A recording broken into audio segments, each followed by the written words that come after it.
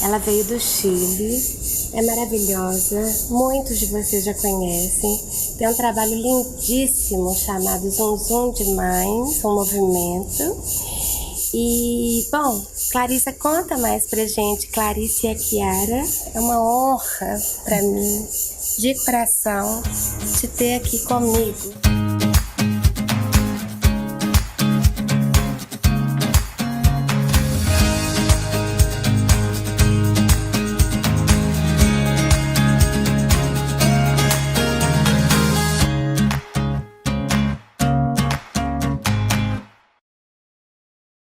Conta pra gente rapidinho quantos seguidores você já tem, mulher? Como que é isso? Sua amplitude? Eu não sei muito bem quantos, assim, porque depende, né? Se eu for contar, eu tenho um canal no YouTube, tenho, né, o Instagram, que é o mais recente, tenho a página da Bifamily no Facebook. No Facebook hoje tem em torno de 20 e poucas mil pessoas que seguem. E aí eu tenho um site, né, que as pessoas se inscrevem, baixam os e-books que eu escrevi. E aí tem e-book que já foi baixado por mais de 20 mil pessoas. Eu sou psicóloga de formação, né?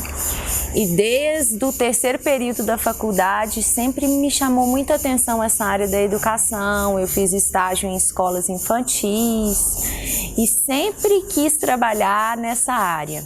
Só que eu percebi, como até a gente comentou ali um pouquinho antes de começar a gravar, que os desafios nem sempre eles estão na criança, né? Que às vezes a criança ela vai ser um sintoma daqueles desafios que estão ali manifestando de uma forma consciente ou não no ambiente familiar.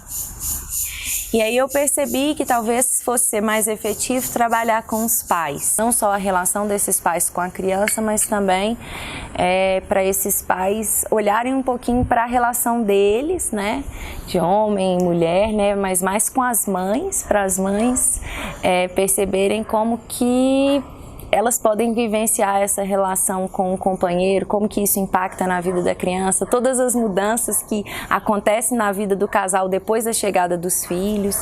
Então vai ser um programa exclusivo para mães também e que perceberam que teve uma mudança aí, às vezes desafiadora, na relação com o companheiro depois da chegada dos filhos. Então, você até adivinhou, um dos temas do nosso programa é mãe. Então, Clarissa, conta pra gente, por que trabalhar as mães e não só os filhos? Como que estão as mães da atualidade? Bom, então, eu acredito que todo processo de educação, né, assim, é uma frase inclusive do Rudolf Steiner, que toda educação é autoeducação. Rudolf Steiner é o fundador da antroposofia, né, da pedagogia Waldorf.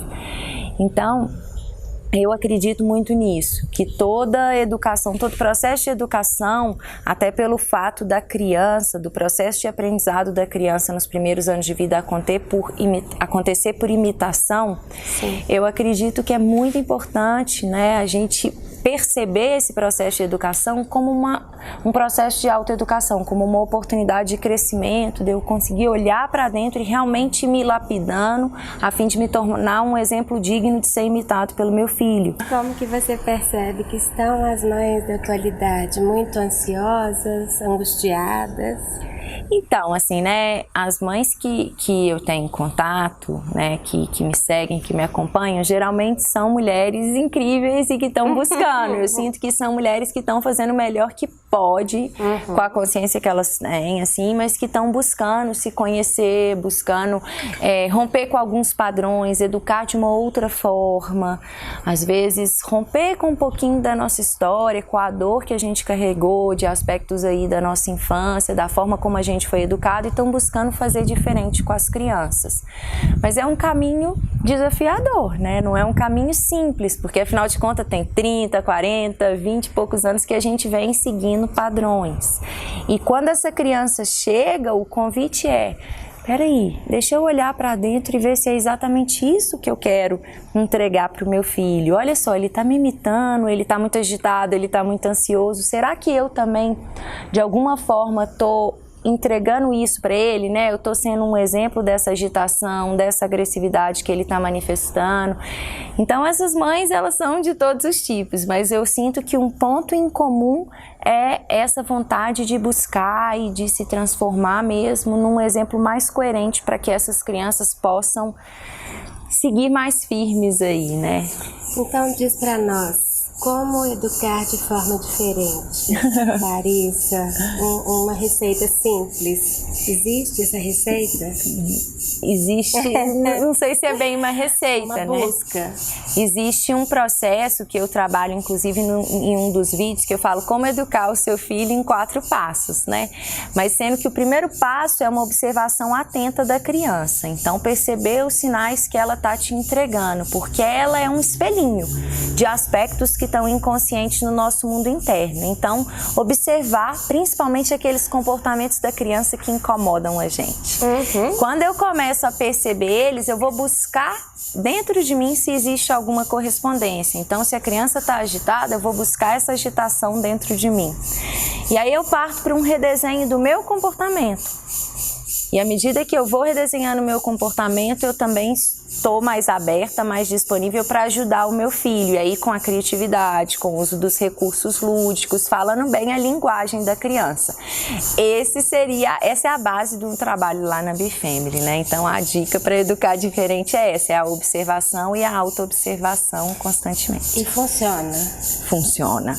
Talvez não seja tão rápido quanto alguns outros métodos que estão baseados no castigo, na recompensa, enfim, né, na punição, mas funciona e tem um resultado a longo prazo, assim, porque gera uma transformação em todo o sistema familiar que vai partir desse processo de tomada de consciência dos pais. Tomada, nem pensar, né? Nem pensar.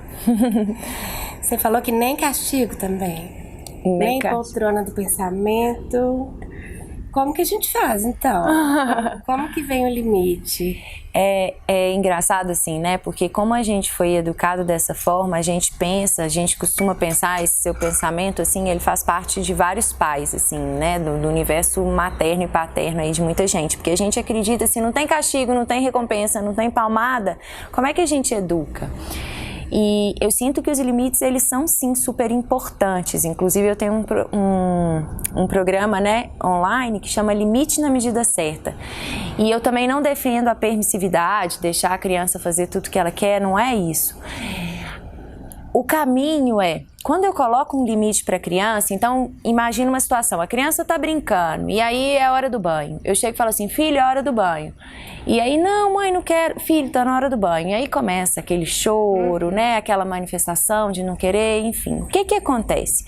Quando eu ofereço um limite, ela estava ali brincando e eu falo, é hora do banho, a criança vai para dentro e ela acessa um espaço inconsciente de toda a dor, todos os momentos que ela sentiu desconectada ao longo do dia, que não teve próxima do adulto, todas as pequenas frustrações, tudo que ela vivenciou ao longo do dia que de alguma forma incomodou, ela acessa esse espaço e ela começa a me mostrar aquilo quando eu apresento o limite. Então o caminho é você simplesmente estar ali escutando a criança. Você vai continuar, você vai só dar um tempo para ela mostrar aquilo que ela todos os medos, a raiva, tudo que ela foi acumulando ao longo do dia, que na hora que o limite vem, aquilo vem à tona. É muito então importante. Você dá 5 minutos, tipo... Às vezes não vai ser 5 minutos, às vezes vai ser 40, às vezes vai ser 1 hora. Porque às vezes a criança tem muita coisa ali acumulada e ela vai ficar ali naquele processo. E o que eu tô fazendo? Eu tô validando a emoção dela. Filho, tudo bem, eu entendo, mesmo sem falar, eu simplesmente estando ali presente, eu também não largo ela chorando e vou embora, mas a minha presença é importante para que ela mostre o que ela está sentindo. E crie um espaço de confiança que ela seja capaz de lidar com essas emoções, de colocar isso para fora. É uma forma natural dela limpar o campo emocional dela. Então eu fico ali junto com ela, ela coloca para fora as emoções e na hora que ela estiver esvaziado, ela mesma muitas vezes encontra solução criativa para aquilo. Mãe, tá bom, eu posso ir pro banho, eu vou pro banho, mas eu posso levar um brinquedo junto comigo? Ou eu posso, na hora que eu sair do banho, eu posso brincar mais um pouquinho antes de dormir? Ela vai tentar buscar uma solução. mas ela precisa de estar segura, ela precisa de ter a emoção dela validada e acolhida, porque lá na frente isso está forjando um adulto seguro, isso está forjando um adulto capaz de sentir e expressar, isso está forjando um adulto que é capaz de dar limite para o outro, de escutar o outro. Que é o que está faltando, né? De se colocar no lugar do outro, exatamente. Nesse mundo, é o que está faltando. Você que é uma mulher que tem programas nas redes sociais, você fica plugada 24 horas? Como que é isso? Como que é essa presença com os filhos? Então, nesses dias que eu estou aqui em Belo Horizonte, né, eu até estou me sentindo bastante desconectada devido a tantas demandas, assim, presenciais de eventos que estão acontecendo. Muito obrigada mais uma vez. Mas eu sinto que a gente precisa, inclusive o meu programa que estava no ar, o workshop gratuito do Zum Zum, ele fala exatamente sobre isso, sobre a gente começar a criar filtros protetores para simplificar esse excesso de informação, esse excesso de coisa, esse excesso de velocidade, esse excesso de demanda que está ao nosso redor, que fica constantemente tirando a gente do que a gente está fazendo. Eu estou no trabalho pensando nas crianças, eu estou com as crianças pensando no trabalho, eu estou conversando com meu esposo, mas estou pensando numa discussão que eu tive com a minha mãe ou com alguém. Então a gente está... O nosso corpo está num lugar e a mente está transitando entre passado e futuro constantemente. E eu sinto que as crianças, elas nos convocam para a presença, porque elas estão muito ali, na maioria das vezes, elas estão fazendo e elas são intensas no que elas estão fazendo. E é um grande exercício, né? Eu sinto que pais e mães, a gente deveria buscar ardentemente todas as ferramentas possíveis que nos apoiem a conectar com o aqui e agora, porque é realmente algo necessário e que vai nutrir o meu filho. A minha presença nutre o meu filho. Mas então, na prática, como que você faz? Assim, basicamente, eu imagino que seja... a gente tá ali brincando com o filho, ou lendo uma historinha pro filho, e o celular não está lá perto, e você está sempre olhando se chegou ou não mensagem.